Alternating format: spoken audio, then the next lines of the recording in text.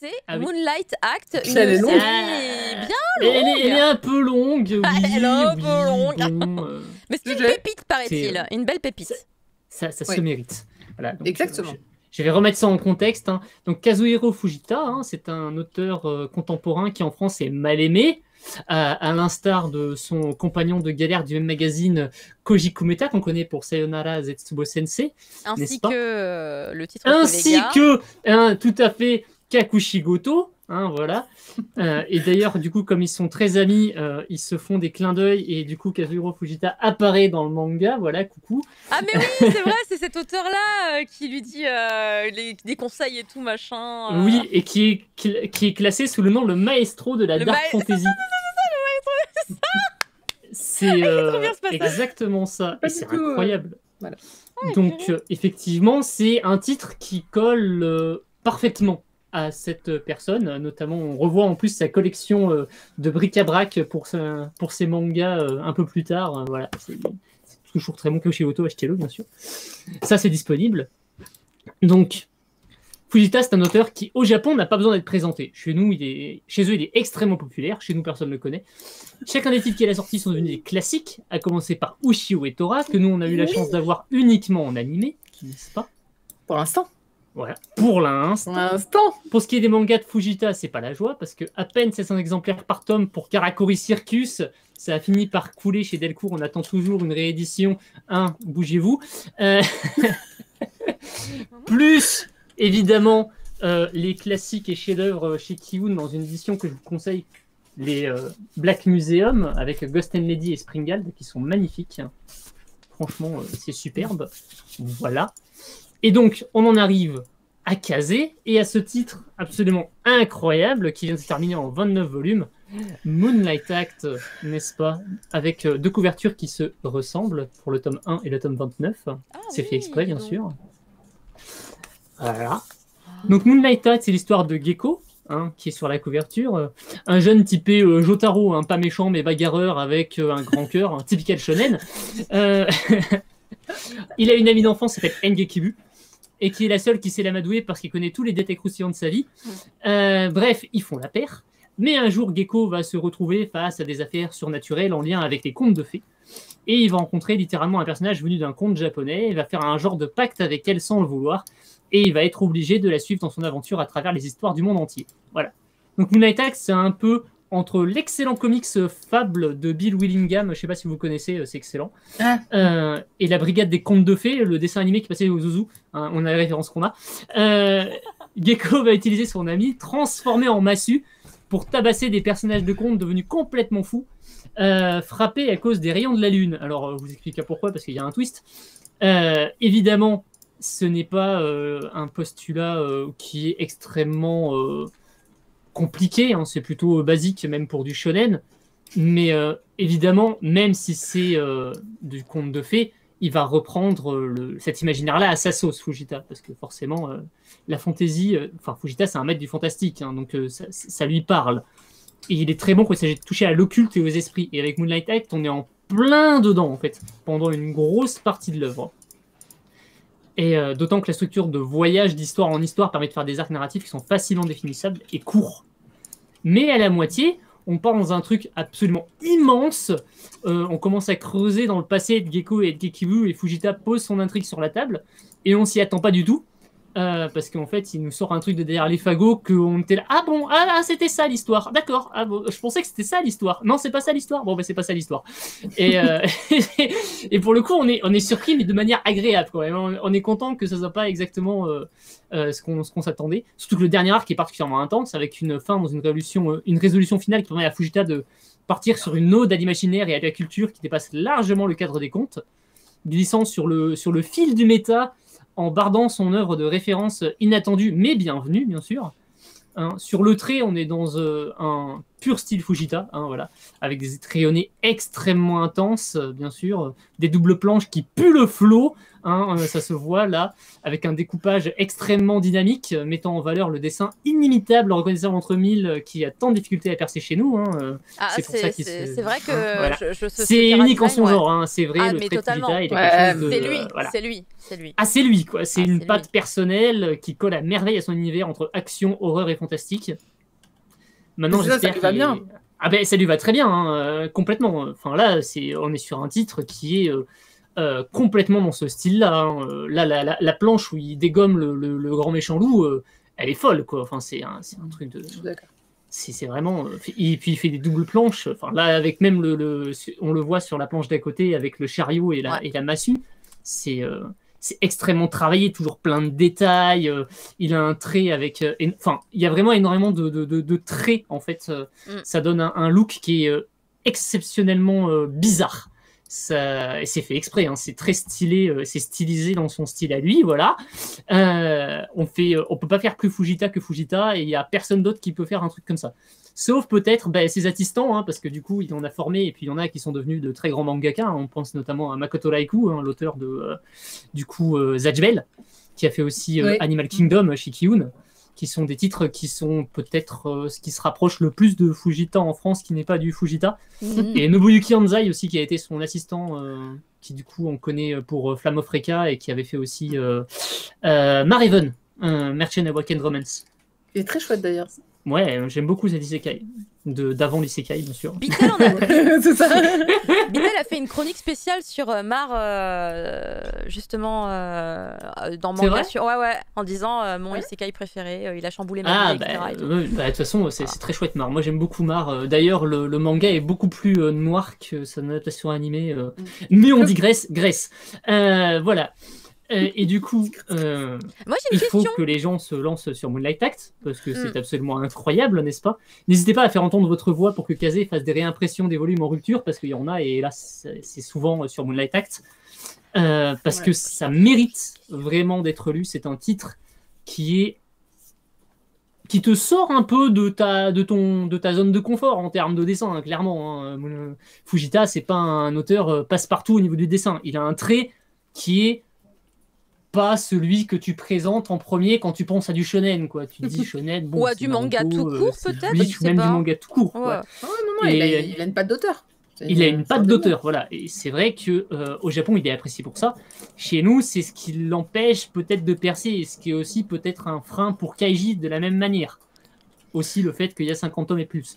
Mais voilà, c'est...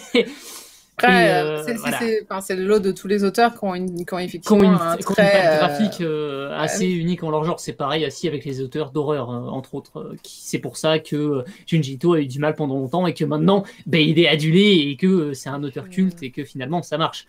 Donc peut-être que si Karakuri Circus ressort, ça percera, parce que c'est Fujita, et que ça y est, c'est l'heure, et que les gens sont avertis. Peut-être, hein, on ne sait pas. En tout cas, Moonlight Act, c'est à l'image de Fujita. C'est unique dans le paysage shonen manga, qui, au sortir des canons habituels du genre, ça réussit à s'élever au niveau des autres, voire être meilleur que le reste de la production manga. Hein. Alors j'ai une question. Vas-y. Est-ce que ça spoil, si je te demande, le couvre-chef de notre héros? Ah, il a un couvre-chef? Tu as vu un couvre-chef? Aurais-tu vu un chapeau? Évidemment qu'il y a des artefacts magiques liés au conte de fées, et que forcément il va en rencontrer au fur et à mesure, et que ça va faire de l'équipement pour la suite, et que il va avoir d'autres personnages qui vont l'accompagner. Et je ne vais pas vous dire lesquels, mais effectivement dans le tas on a les classiques, on a Grimm, on a Perrault, on a tout le folklore de la culture européenne du conte. Alors forcément tu as le Chiron Rouge, Cendrillon, la Blanche-Neige, enfin voilà, c'est des classiques. Et à côté tu as des titres que tu connais pas forcément, qui sont aussi européens, et t'es là, ah ouais, ça existe ça. Et en fait, il a vraiment bossé son sujet, quoi. Il est allé chercher dans les contes européens, mais aussi dans les contes asiatiques, forcément, et là tu les connais moins, à moins d'être un weebo comme nous, voilà, être un petit fervent de japonaiserie, hein, ou de classique de la littérature, hein. Donc on a, dès le chapitre 1, on a la princesse au bol, alors celui-là, faut le connaître, hein. Surtout que c'est... Non, elle est connue. Nobi, voilà. Ils ont sorti un livre d'images. Voilà, Nobi a sorti un titre, exactement. Mais qui connaît ce personnage de conte en France, hein, voilà. J'avoue qu'avant, je connaissais pas. Bah, les bibs, comme nous. Et ben du coup, c'est le personnage qui accompagne Gecko pendant toute la série, en fait. Parce que c'est son arme, c'est elle qui passe un pacte avec lui, la princesse au bol. Et elle a un pouvoir qui, effectivement, comme il réinvente à sa sauce, il leur invente des capacités et il s'inspire aussi de différentes versions. C'est-à-dire que les contes, comme ça a été écrit sur plusieurs années et plusieurs siècles, tu as plusieurs variantes et déclinaisons. Moi, j'ai bossé en médiathèque et forcément, j'ai lu plein de versions du Chaperon Rouge. Si vous saviez qu'il y a une version chinoise, il y a une version allemande, il y a une version française, il y a une version qui a été écrite au 16e, une autre qui a été écrite au 18e. Enfin, c'est un truc de fou. T'en as où ça finit bien, t'en as où ça finit mal, t'en as où il y a le chasseur, t'en as où le loup finit avec la nuque brisée. Enfin, c'est vraiment, t'as tout ce que tu veux. Hein. Il y a la version que tu racontes aux enfants aussi. Ah mais oui, et toutes les histoires sont pas toujours bonnes à raconter aux enfants. Hein. Non. Moi, j'ai lu la version qui avait été du coup retranscrite depuis la version orale du Chaperon Rouge. C'est une horreur. Hein. Elle est vulgaire, elle est ultra trash. Franchement, allez la voir sur internet, faites la recherche, vous allez pas en croire vos yeux. Hein. Mais du coup, je la connais aussi. Ah, tu la connais aussi. Avec le sang et tout, elle est super. Elle est vraiment immonde. mais du coup, effectivement, il va aller récupérer les différentes versions et il va refaire à sa sauce. Et à partir d'une phrase du texte, il va t'inventer un truc dans son histoire et ça va donner un truc complètement fou et c'est la patte Fujita, quoi. Et c'est ce qui est dingue dans Moonlight Act, puisque du coup, ça arrive à être une réflexion sur l'imaginaire et la culture et l'art en général, et même, du coup, le fait d'être mangaka, de parler de manga, le fait de raconter des histoires, tout simplement. Et en même temps, c'est un shonen extrêmement efficace, avec de la baston dans tous les sens, un humour qui te fait hurler de rire, et en même temps, tu as des planches et tu as des passages qui te font chialer. Enfin, ça te fait passer de rire en larmes sur un seul volume, des fois. Enfin, c'est incroyable, c'est une œuvre complète, en fait, Moonlight Act. Et c'est pour ça qu'il faut lire Fujita, parce que Fujita, c'est quasiment ça tout le temps, en fait. Bon. Hein, voilà, donc je vous l'ai assez vendu, là, du coup, vous attendez quoi pour lire Fujita? Là, t'as tout donné, là. Moi, je continue à bloquer sur le couvre-chef avec, je sais pas, j'arrive pas à définir ce que c'est. Ah non, mais c'est un spoil si tu sais ce qu'est ce couvre-chef, parce que du coup, en fait, le truc, c'est que ça me rappelle... c'est un artefact très important. Mais comment dire, en fait, j'arrête pas de penser à le titre de... Ah purée, pourquoi j'ai ni le nom de l'auteur, ni le nom de la série. Tu l'as montré tout à l'heure, la couverture en début de review. Kumeta. Ah, de Kumeta? Kumeta, pas Sayonara, Monsieur Désespoir. Kakushigoto? Ouais, Kakushigoto, putain, c'est terrible, okay.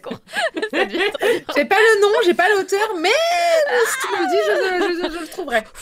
Oui, et donc Kakushigoto. Mais oui, mais dans Kakushigoto, tu sais, en fait, les grivoiseries bidule machin, il a pas le même volume? Non, mais dès le 1, non, tu sais, Dès le 1? C'est pas grivoiserie, c'est quoi le nom de son truc de cul là? Enfin, c'est pas un truc de cul, mais le manga grivois qu'il fait là. Ah oui, d'accord, ok, je vois ce que tu veux dire. Les baloches ballantes, les baloches ballantes, machin là. Les baloches ballantes, bien sûr, oui. Y a pas. Mais c'est les comédies de Kumeta, ouais, bien sûr. Y a pas.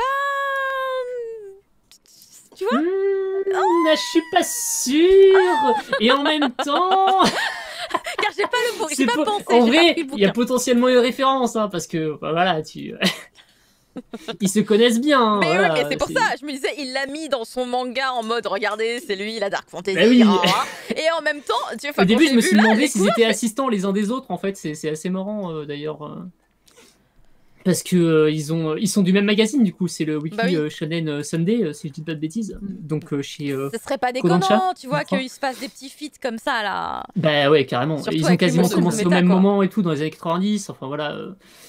C'est vrai que Fujita, il a commencé sa carrière avec un titre qu'il a fait décoller direct en fait, parce que son premier titre c'est Ushio Tora en fait. Ouais, et ça a été un très très gros succès. Et ça a été un carton, il y a eu un OAV qu'on n'a pas en France, il est inédit. On a eu un animé qui est très bien, on a de la chance. On n'a pas eu en France Ushio Tora? On a eu l'animé du coup, on n'a pas eu l'OAV. Ah oui d'accord, pas l'OAV. Ouais.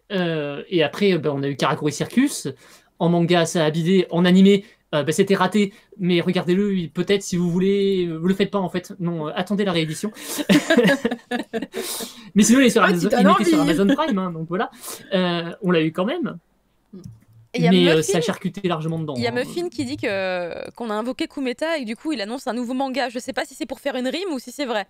C'est vrai? Sérieusement? Est-ce que c'est vrai Muffin ou est-ce que tu te moques juste de nous et tu t'es dit regardez quand j'écris cette phrase à la fin ça rime?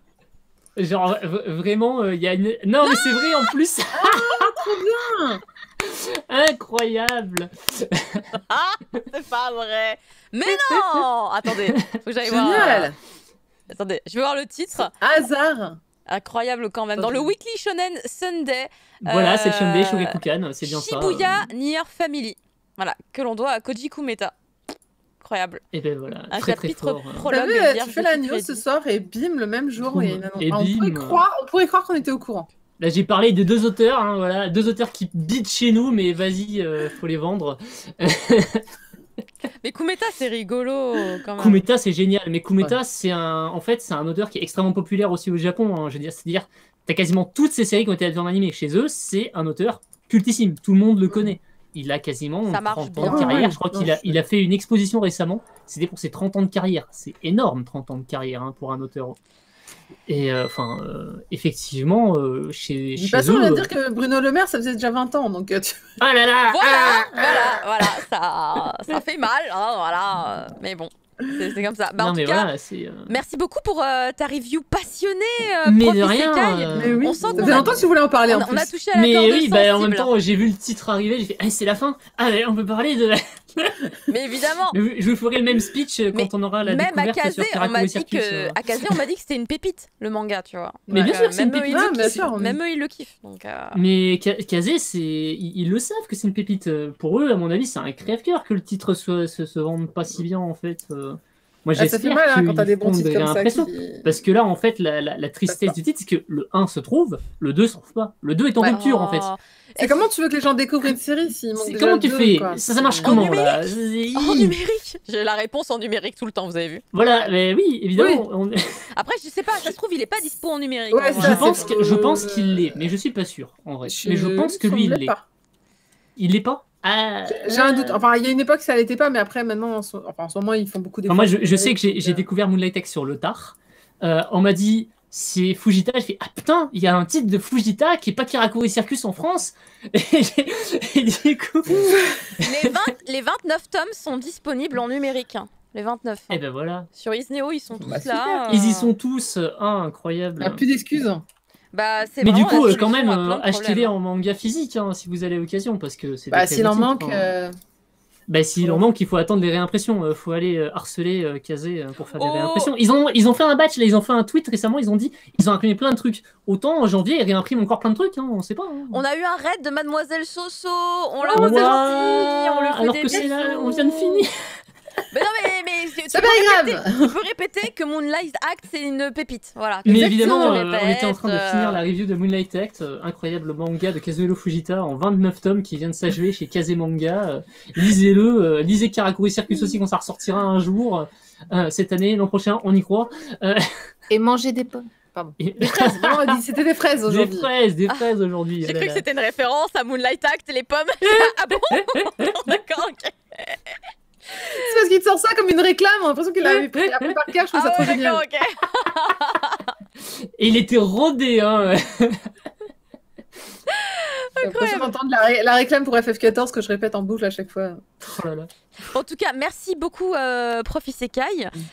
C'était très cool. Voilà, je pense que les gens maintenant sont au courant. Il faut absolument aller checker Moonlight Act. C'est en plus disponible intégralement en numérique. S'il y a des gens qui veulent se faire un petit aperçu, c'est totalement possible. Merci beaucoup. On va du coup maintenant arriver à la fin de l'émission. C'est incroyable. Est-ce qu'il est minuit ?